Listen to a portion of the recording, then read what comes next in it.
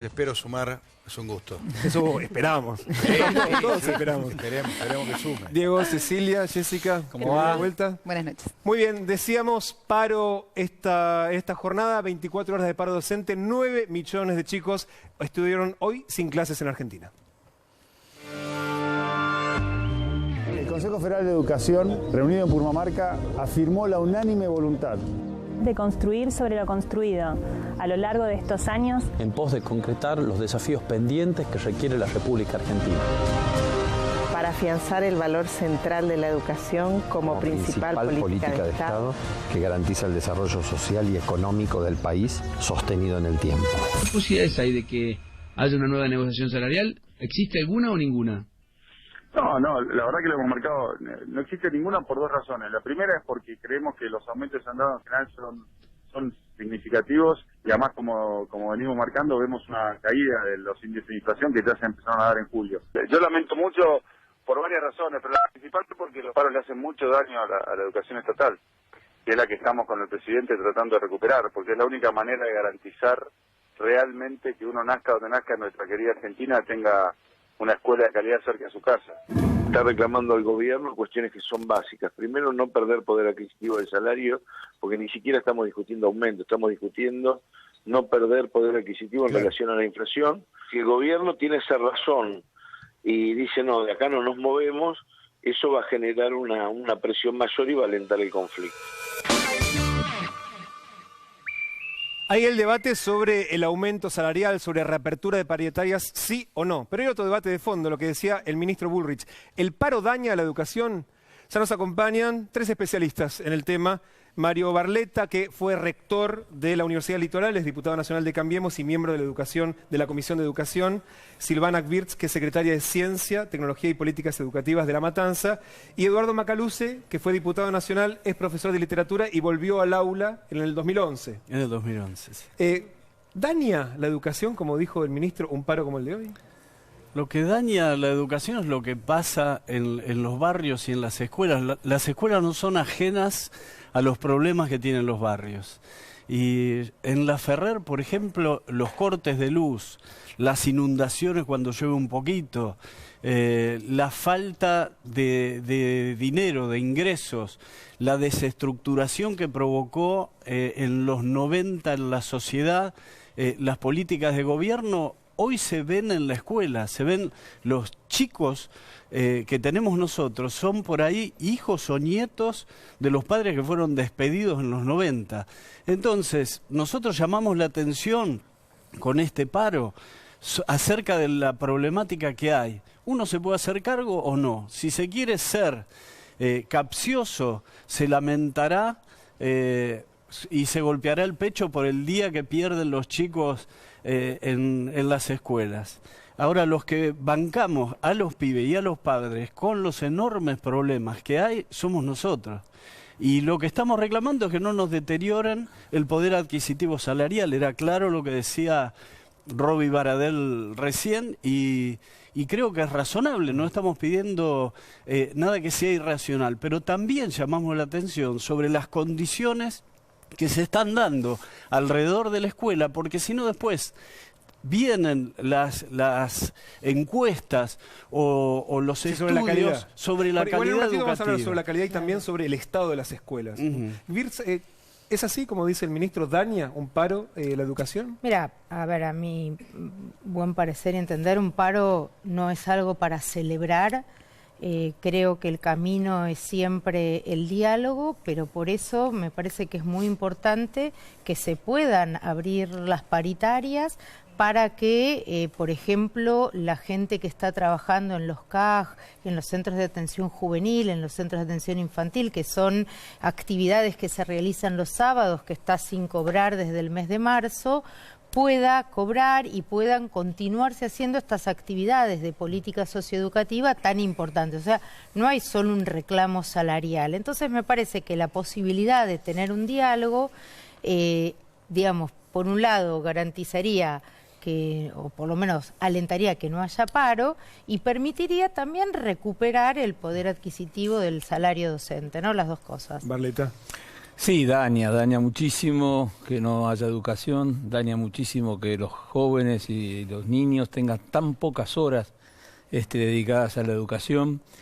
Y lo que daña más es que en los 90 el gobierno justicialista le dio el tiro de gracia a la posibilidad de un proyecto educativo, cuando sobre la base y el argumento del federalismo le tiró por la cabeza a los gobernadores las escuelas, profundizando las grandes diferencias, complejizando muchísimo y por sobre todas las cosas con una dificultad enorme de poder hacer lo que tenemos que hacer, porque que hoy, ustedes lo decían, la educación está en terapia intensiva, está casi en los peores momentos de la terapia intensiva.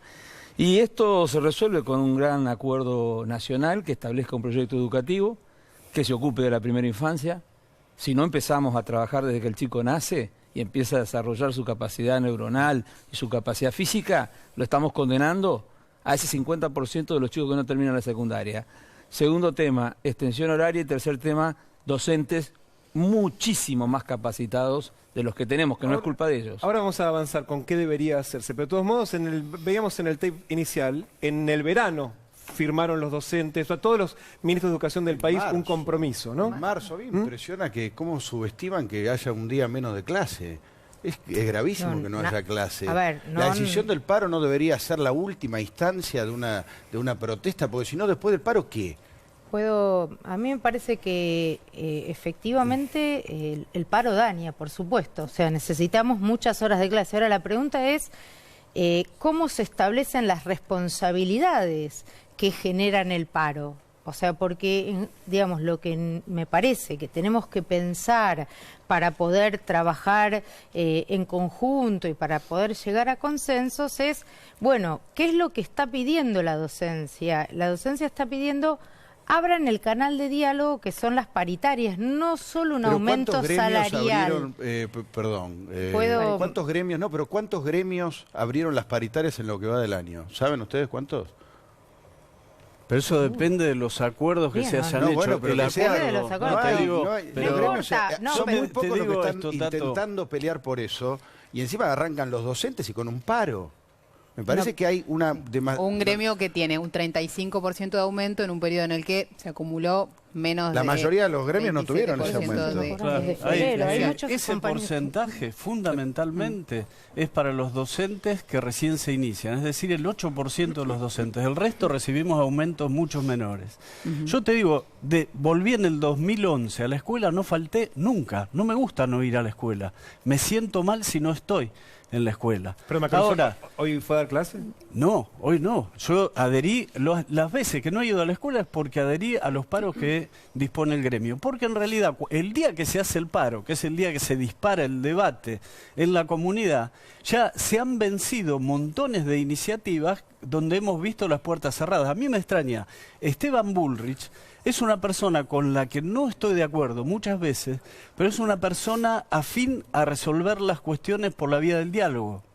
Ahora, si un ministro te dice no la vamos a abrir, porque una cosa es que el ministro diga, bueno, vamos a sentarnos, vamos a considerar la pérdida de poder adquisitivo y veremos qué puede hacer el gobierno con el presupuesto que tiene, qué puedo hacer yo como ministro. Para que se entienda, se abre un diálogo. Ahora, si el acuerdo era... ¿Cómo? Si pueden bajar al número lo que se acordó para entender lo que resta. El acuerdo era que si la inflación era elevada, se reabría la discusión para que no se perdiera poder adquisitivo del salario. Y ese acuerdo no se está... Eso se acordó en marzo.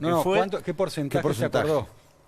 Llegaron no 50% en enero. Un porcentaje, sino sobre la inflación vigente. A un 50% en enero. Bueno. Porque no solo se acordó el porcentaje que se aumentó en ese momento, también se acordó un porcentaje que creo que es en junio, julio, y después un porcentaje pero eso es para el docente que recién se inicia. Y es a nivel nacional, hay una discusión paritaria que es a nivel nacional y esa es la base sobre la cual se discuten las provincias. Y en las provincias no todos los acuerdos fueron iguales, pero en general en casi todas las provincias hay renuencia a sentarse a rediscutir esto. Ahora, a nosotros nos gustaría que así como se golpean el pecho el día que paramos, vayan a las escuelas y vean en las condiciones en que nosotros damos clase esos 180 días famosos. Hablamos específicamente sobre las aulas. De hecho, en la escuela donde da clases Macaluce está en La Matanza. Exactamente. Así que vamos a ver cómo están las aulas específicamente en ese distrito, que de hecho es uno de los más complicados del país. Cecilia. Sí, pensaba que hablaban de los 90 y de lo que rompió la educación pública, la política de los 90. Ahora, hace un montón de los 90 y venimos de un periodo en el que el presupuesto de educación fue el de los más grandes que tuvo la Argentina, y en ese mismo periodo en el que más presupuesto se le dio a la educación es en el que más deterioro mostró la educación. Eso no es cierto, o sea, ya te digo, los indicadores no muestran eso. Eso es lo que a mí me parece que hay una... Las pruebas ¿Puedo? Gracias. Les cuento, cuando uno mira el sistema educativo, uno tiene que mirar 3 tipos de indicadores: condiciones necesarias, rendimiento interno del sistema y rendimiento académico del sistema. Son las tres dimensiones con indicadores que uno tiene que mirar. En lo que hace a rendimiento interno del sistema, es algo muy importante porque el rendimiento interno te muestra escolarización, tasa de graduación, digamos, nivel de acceso a los niveles inicial, primario, secundario, etcétera. Y si uno mira cómo fue evolucionando, digamos, estos últimos 10, 12 años, la tasa de, por ejemplo, escolarización en secundaria, nosotros observamos, no nosotros, la UNESCO, para dar datos más objetivos, ¿no? La UNESCO muestra que Argentina no solo ha hecho... Gracias. Es el Instituto de Estadística de Montreal, dirigido por Silvia Montoya, que trabajó en la ciudad los últimos 5 años, y ella avala estos datos. Estos datos muestran que la tasa de escolarización del nivel secundario para la Argentina es la más alta de América Latina. Ahora, pero no nos queremos comparar con América Latina, queremos compararnos con la situación en la que estaba la Argentina. Lo que te estoy comentando justamente es que la tasa aumentó. O sea, los datos muestran una mejora sistemática. También aumenta la tasa de escolarización en el nivel inicial. ¿Por qué esto es importante? 1. En el 2006 salió por primera vez en la historia argentina la Ley Nacional de Educación que garantiza la obligatoriedad escolar para la secundaria. Y esto es una medida muy buena.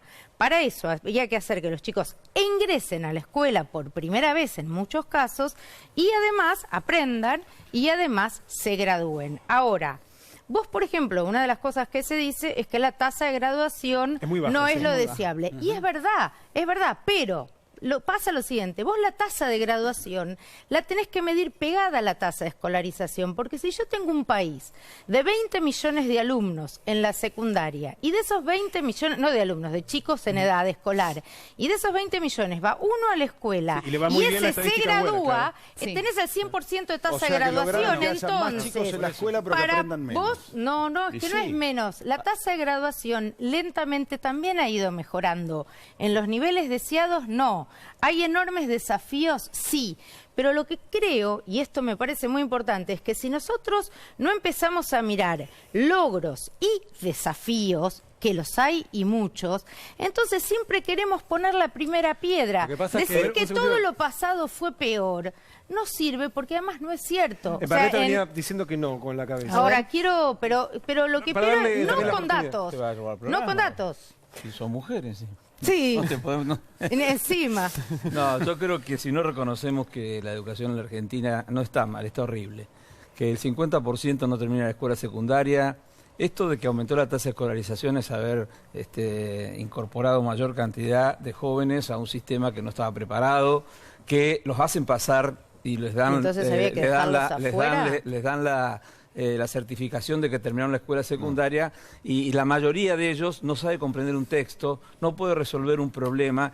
Y esto más allá de todos los indicadores, soy profesor universitario y lo recibo en la universidad, que además hay una falta de articulación. Le preguntaba, ¿había que dejarlos afuera a los chicos? No había que dejarlos afuera. Pero ahora, no es la solución la solución de los gobiernos, si la solución de los gobiernos es querer mostrar indicadores para decir que bien que hicimos las cosas en educación, no vamos a resolver.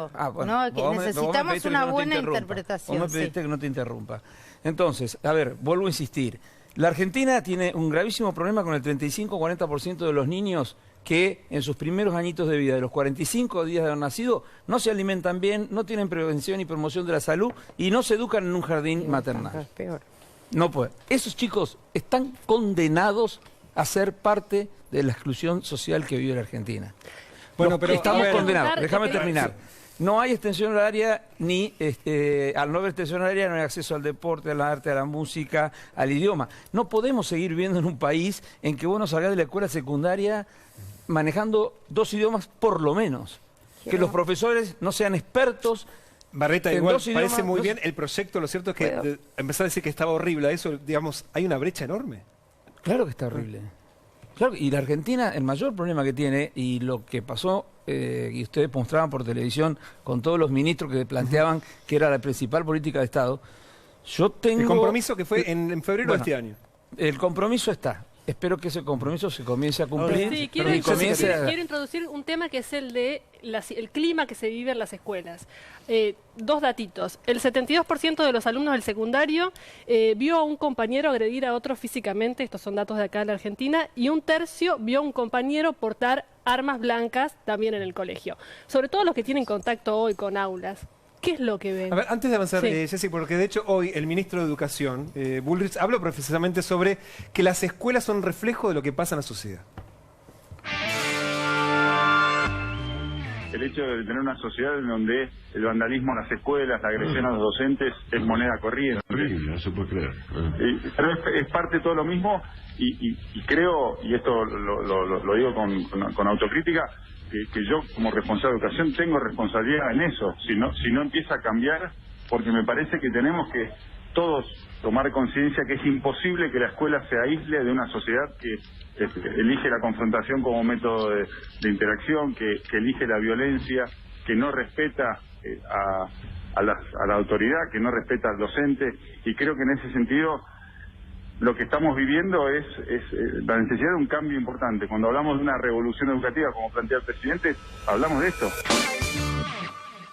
Bueno, ahí estaba el diagnóstico del ministro. Jessica, los datos de vuelta sobre la violencia en las escuelas. Sí, son de un estudio que realizó el año pasado CIPEC.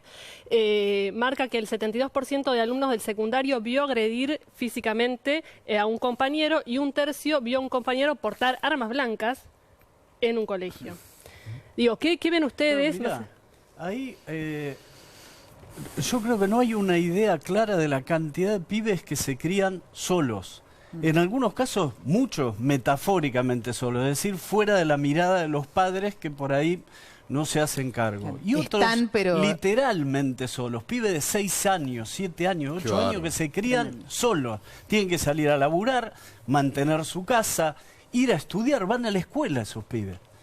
Con esos chicos nosotros trabajamos, no es que son plantines que sacan de Suiza, los traen acá y uno dice, uy, ¿cómo se pusieron violentos estos chicos? La sociedad es violenta con estos pibes, de entrada. Nacen y la comunidad les pega un cachetazo y así viven, y por ahí lo único que ven como un lugar, un refugio, un lugar donde pueden ser ellos, donde se los cuida, se los protege, es la escuela. Ahora, es la escuela con todos los defectos. Yo no creo... Por eso no la pueden cerrar. ¿Cómo? Por eso no la pueden cerrar. Claro, pero además ahí yo creo que lo que hay que discutir es esa tensión, inclusión, excelencia, donde creo que no está siendo bien resuelto. A eso iba, ¿no? Porque se está planteando casi como cosas opuestas, inclusión y calidad educativa. Como que nunca podemos coordinar para que vayan de la mano. Tiene que ser una u otra. Durante años se dijo, bueno, inclusión, que entren todos, no importa el puntaje. De hecho, en algún momento se discutió el sistema de puntuación a propósito del tema de la inclusión. Claro. No pueden ir de la mano, tienen que ser cuestiones antagónicas. Ir de la mano. Lo que pasa es que es muy difícil. A ese chico que se crió absolutamente solo y que no tiene noción clara de límites. ¿Vos qué haces? ¿Lo amonestás, lo suspendés y lo expulsás? Porque ese pibe no tiene, entre comillas, un buen comportamiento. Vos decís que este chico transite por la escuela porque de alguna forma es la única experiencia de vida que donde siente protección y siente los chicos que también precisan normas. Pero desde los 45 totalmente a los 6 años es tardísimo. Lo que digo es que en los últimos años, por incluir, nos fuimos desbarrancando por el lado de una escuela autoritaria, nos fuimos a una escuela concesiva. Ahora al final los varones terminaron ocupando. Ese balance no es fácil tampoco. No es fácil hacer ese balance, porque yo me inclino me parece buena la idea de la inclusión de los chicos y no buena la de la escuela expulsiva y autoritaria. Sí, sí. A ver, digamos, yo quiero señalar dos cosas. Una, que efectivamente nosotros tenemos un desafío en calidad. Y, por ejemplo, nosotros en el municipio de Matanza, y por decisión de Verónica Magario, del intendente, este año hemos decidido entregar y entregamos, terminando con fecha en abril, todos los libros de matemática, de ciencias naturales, de ciencias sociales, de prácticas del lenguaje y de inglés a todos los chicos. Porque eso también garantiza igualdad de oportunidades. Porque además, si nosotros no empezamos por la igualdad de oportunidades, ¿no? Garantizamos la igualdad de oportunidades, no se puede hablar de méritos, se puede hablar de aristocracia. O sea, legitimar al que tiene más plata como el que tiene más títulos. Pero me parece importantísimo, me parece muy importante, tenemos enormes desafíos en la calidad. Sí coincido en la necesidad de profundizar la jornada escolar y llevarla 8 horas por día en el 100% de las escuelas.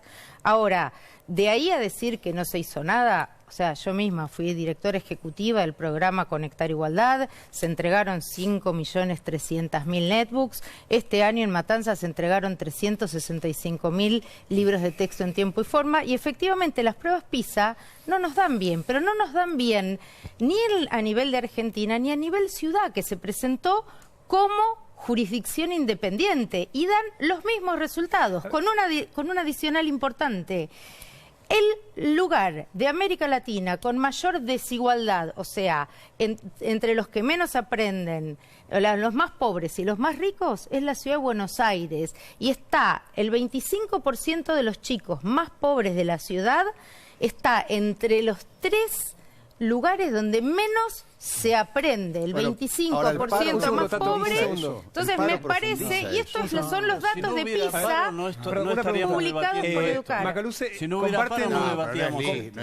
comparten con Birtz el mismo distrito, en La Matanza. Sí. ¿Cómo está tu escuela? Mira, la biblioteca está mucho mejor. Hay muchísimos libros, y eso en literatura en particular es buenísimo. Poder ir a la biblioteca y sacar... A los pibes les cuesta muchísimo leer. Digo, una biblioteca que nadie usa, no sé si es una buena noticia. Está en la habilidad del profesor que los chicos la usen, aunque sea en horario de clase. Ahora, hay una cosa que es previa a la escuela, que es en qué sociedad viven los pibes, porque los pibes están con nosotros 4 horas, pero están 20 fuera de la escuela. Es lo que decía el ministro, ¿no? Que refleja. Sí, ahora también hubo otra noticia que se conoció esta semana sobre el vandalismo a las escuelas. Una cosa que tiene que ver sobre... ¿Vos por qué pasaste 20, 24 años dentro de un sistema educativo? Porque estabas convencido de que si estudiabas te iba a ir mejor que si no estudiabas. Eso, durante un siglo en la Argentina, fue una convicción del total de la sociedad. Claro. En los 90, ese contrato se rompió en 1000 pedazos. Tenés pibes hoy que te dicen, mirá, mi abuelo tenía estudios y mirá cómo está viviendo. Está desocupado, no tiene changa.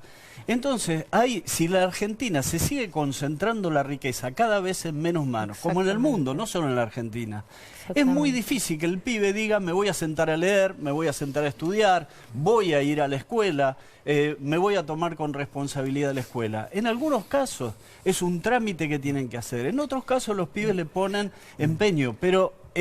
a la escuela le juega en contra lo que tiene alrededor, el sistema económico Macaluce, y hablamos social. de hecho de lo que tiene alrededor, porque hay un debate que tiene que ver con el empleo, que recién lo traías, empleo y educación. Hoy el presidente de la Nación habló sobre su preocupación con la desocupación, y también hay un dato vinculado a el futuro que tienen los chicos en relación con la educación que reciben. El presidente hablando sobre su preocupación. Yo entiendo que salir de tantos años de populismo no es fácil, pero no hay duda que de populismo se sale con menos populismo. Si realmente nosotros tenemos un compromiso con crecer, con desarrollarnos, con derrotar la pobreza, eso se logra diciéndonos la verdad, se logra como estamos haciendo, teniendo un instituto que da estadísticas claras de cuál es el desempleo, cuál es la pobreza, cuáles son los datos reales de la economía. Y esos datos reales tienen un número que nos tiene que preocupar. Cecilia, hablemos de un dato que preocupa y mucho, que tiene que ver con la desocupación entre los jóvenes. Sí, porque lo que mostró ayer la estadística del INDEC es que el desempleo es del 9,3%. Ahora, cuando mirás el corte de debajo de los 29 años, menores de 29 años, el desempleo sube al 18,9%. Tenés casi 20%. No estás contando acá subocupados, gente que tiene menos trabajo. Solo desempleados puros, desempleo abierto, es casi 20% en los menores de 29 años. Quizá la pregunta es, o claramente la pregunta es si el sistema educativo no prepara a esos jóvenes para el mundo laboral o cuál es dónde está esa discordancia. Yo creo que acá hay dos temas, digamos, para separar. Creo que el sistema educativo no es culpable de la desocupación que hay hoy, que es producto de decisiones económicas, en fin, poco felices, que nos llevaron a un mayor desempleo. Ahora, pero ese 20%, Silvina, no creo que este 20% de desocupación se haya generado. Sí, digamos, aumentó muchísimo la ¿El desempleo juvenil? El desempleo juvenil, el desempleo... Pero ¿puedo ir a un tema vinculado a producción y educación que me parece vinculado a tu pregunta? Yo lo que sí creo es que la escuela no tiene que estar atrás del mercado, la escuela tiene que ir adelante del mercado. Porque lo que estudia un joven hoy tiene que servirle para un trabajo que él va a hacer mañana, pero que ni siquiera sabe cómo es, porque los puestos de trabajo hoy cambian radicalmente cada 5 años. Sí. Entonces la escuela ya no puede formar más en oficios o para puestos de trabajo como lo hacía antes. No, por eso se habla de grandes habilidades. Exactamente. Y a eso es a donde se tiene que enfocar la escuela. Barreta, como dice Wirtz, el desempleo juvenil de hoy es culpa de Macri. No, a ver, eso es un absurdo. En general, dije. Eso es un absurdo, nadie lo puede creer. Pero yo creo que uno de los temas más importantes respecto a la educación no lo estamos hablando, y que es, no podés tener una calidad educativa y una buena educación si no tenés buenos docentes. Y no tenemos buenos docentes en la Argentina, y que no se me enoje ningún docente. Macaluce no se enojen los docentes. No, a mí me da, yo soy docente. Me dejan terminar. Barreta, usted también es profesor universitario. De los buenos, pero déjenme terminar. ¿Por qué? Yo creo que la docencia tendría que tener una exigencia en su formación, como la tiene el médico, como la tiene el ingeniero, los arquitectos, los abogados. Por supuesto, tienen que ganar los mejores sueldos, mejores que todas las demás profesiones. Ahora tienen que estudiar 5 años, hacer una residencia, ser expertos en idiomas, ser expertos en las tecnologías, nuevas tecnologías de la comunicación y de la información. Y por supuesto que tienen que tener una actualización permanente. La docencia, lamentablemente, fíjense ustedes, ¿por qué no hay facultades de formación docente? Claro. ¿Hay facultades de medicina? Sí. Los médicos no estudian en los hospitales. ¿Hay facultades de arquitectura? Sí. Ahora, facultades de formación docente hay muy pocas. Bueno, nadie haría una carrera universitaria para ganar 8.500 pesos. Hay un montón. No hay un montón. No hay un montón. Normalmente funcionan en escuelas. La formación docente terciaria normalmente funciona en la escuela. Hay que agregar un año a esa formación. A ver, no hay ni siquiera diferencia en la calidad educativa, que esa es una fantasía, entre la escuela primaria, entre la escuela pública y la escuela privada.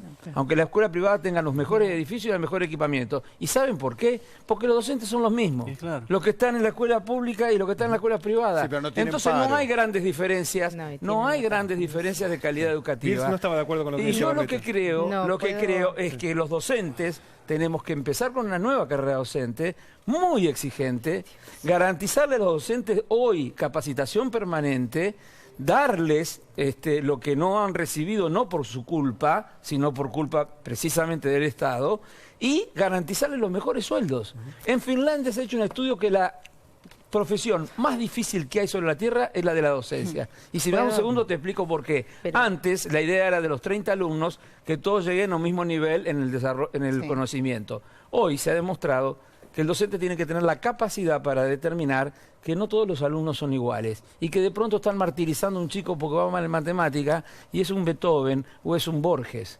Entonces, esa capacidad... Individualizar la educación. Es el nuevo paradigma de un país como Finlandia, que está a la cabeza. Nos queda lejos, de los queda un poco lejos. No queda lejos, hay que animarse. Una distribución de la riqueza un poco más equilibrada que la nuestra. Pero empecemos por la educación. La riqueza un poquito mejor que la nuestra. Primero, estoy totalmente, pero totalmente en contra de decir que todos los docentes son malos. Yo no dije todos. Me parece... Yo no dije todo. Los docentes. Sí, entonces, ¿son una mayoría o una minoría? Una mayoría son malos, totalmente en contra. No, malos no son. Necesitan capacitación permanente. O sea, necesitan formarse más y necesitan ganar mejores sueldos. Entonces, ¿qué son esos mayoría de docentes? Son toda la mayoría de las escuelas de nuestro país tienen docentes malos. Le estoy diciendo que lo que necesitan es capacitación permanente. Y mejores sueldos. Entonces hay que abrir la paritaria. Mejores sueldos. Claro, si mejores sueldos abramos la paritaria. Perdón, en esta discusión, el estatuto docente. Déjame que te pregunte una cosa vinculada. El estatuto docente es intocable. Estoy hablando a favor de los docentes, no en contra de los docentes. Darles capacitación, darles mejores sueldos, darles la posibilidad de perfeccionar al docente. Quiero redondear la idea de y vos lo ves como un ataque al docente. Sí, lo veo porque siempre se echa la culpa a los docentes de todo. Cuando la verdad es que, por ejemplo, hoy uno va a las escuelas y yo recorro escuelas todo el tiempo, veo que hay más necesidad de comedores, que los cupos de comedores no se aumentaron, que esto es un problema y el docente va, te voy a contar, pero comen porque tienen hambre y quiero contar una anécdota. Entré a una escuela hace una semana y había flan con dulce de leche que había conseguido la directora armar, etcétera. El nene se sirve flan, come una cucharita, le pone una tapita al vasito y se guarda el flan en la mochila. Entonces viene el vicedirector, un varón, y le dice, mirá, ¿por qué estás guardando el flancito? Y le dice, se lo quiero llevar a mis hermanitos para que lo prueben. El vicedirector llorando, y esto no es metafórico, esto es lo que pasó en una escuela real, en Matanza, le dijo... el flan se pone feo, o sea, no llegaba bien a la casa del chico, le dio otras cosas, digamos, de su propio bolsillo para que se lleve para la familia. Esos son grandes maestros, esos maestros que además ayudan todos los días a los chicos a aprender a leer y escribir, que están, como vos decís, Eduardo, que van a la escuela todos los días, que a pesar de las situaciones y de la adversidad están. Entonces, a mí me parece muy injusto que siempre la problemática de la educación termine acusando al docente. Se ve con un bolillo de López. Resolvías el problema de los hermanitos que no tenían plan para comer. Hacer un planteo corporativo que me parece nefasto. Hay docentes excelentes, docentes que son abnegados, docentes que son chantas, docentes que hacen lo que pueden, docentes que saben, docentes que tienen un nivel académico elevadísimo, docentes que les cuesta muchísimo.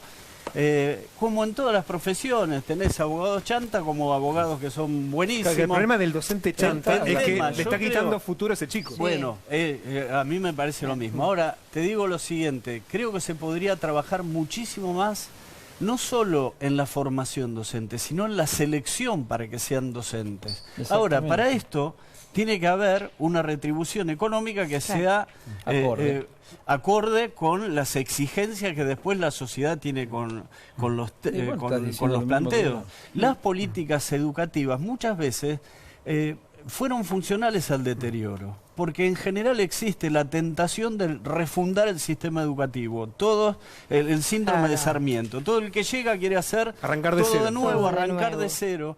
Y en general se desconfía bastante del docente. Y a veces el poder generar este equilibrio en la atención, inclusión, exclusión con excelencia, yo creo que escuchando al docente se puede avanzar un poco más. Es muy difícil ponerse de acuerdo en sistemas que tienen más de 1 millón de personas. Te cuesta ponerte de acuerdo dónde vas de vacaciones en tu familia, son 4, 5.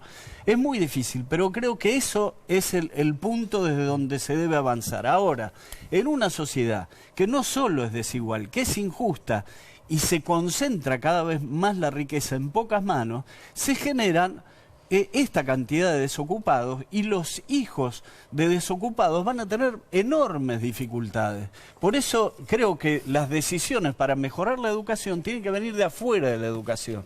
Primero, generar condiciones donde a la gente leer, estudiar, formarse, sea su primera preocupación y no comer esta noche. Como le pasa a mucha gente hoy, ahora. La urgencia, además la urgencia es el alimento. Sí. Claro, pero es lo único, cuando tenés esa urgencia, te invade. Te invade esa determinación. Entonces, creo que el sistema capitalista, tal cual lo vemos, donde se concentra cada vez más la riqueza, no da para más. Y hay que pensar nuevas formas de distribución del ingreso. Y en ese contexto sí se pueden generar escuelas mejores. Creo que tienen que ir docentes de élite a los lugares donde la gente está peor. Claro. Y hoy el sistema invita a hacer lo contrario. Va, el que no puede agarrar la escuela más céntrica y mejor porque tiene menos puntaje, va a parar ahí. Ahora, esto tiene que tener estímulos económicos y a veces no estímulos